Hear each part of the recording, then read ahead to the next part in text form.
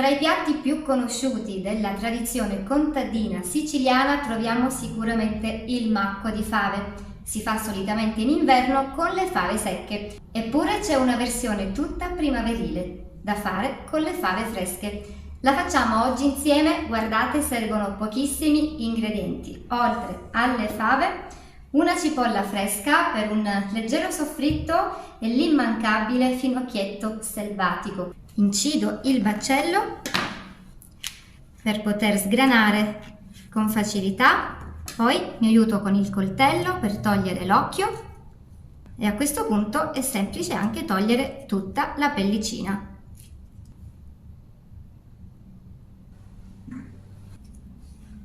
Questa è una ricetta che possiamo fare anche sul finire della primavera, quando le fave cominciano ad essere un po' durette. Finalmente ho finito, non mi resta che sciacquarle sotto acqua corrente e poi procedere con la ricetta.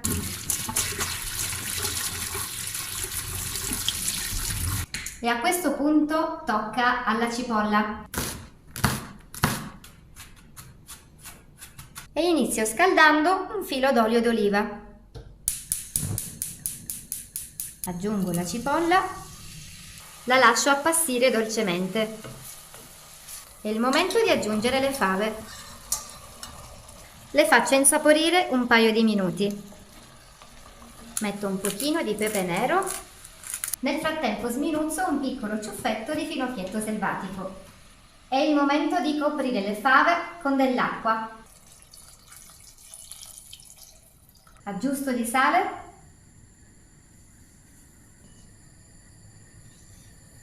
E manca solo il finocchietto.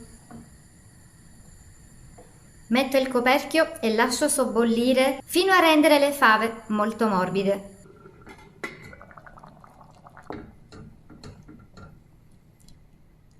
Adesso però tocca a noi stabilire come vogliamo proseguire. C'è abbastanza acqua per cuocere della pasta. Molto spesso infatti il macco si accompagna agli spaghetti rotti. Può essere però servito semplicemente così come una purea. In quest'ultimo caso togliamo il coperchio e lasciamo asciugare l'acqua quanto basta.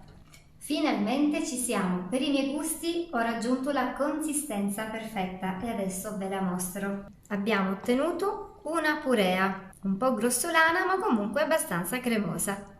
Non resta che impiattare. Per completare magnificamente questo piatto basta poco. Intanto una macinata di pepe nero,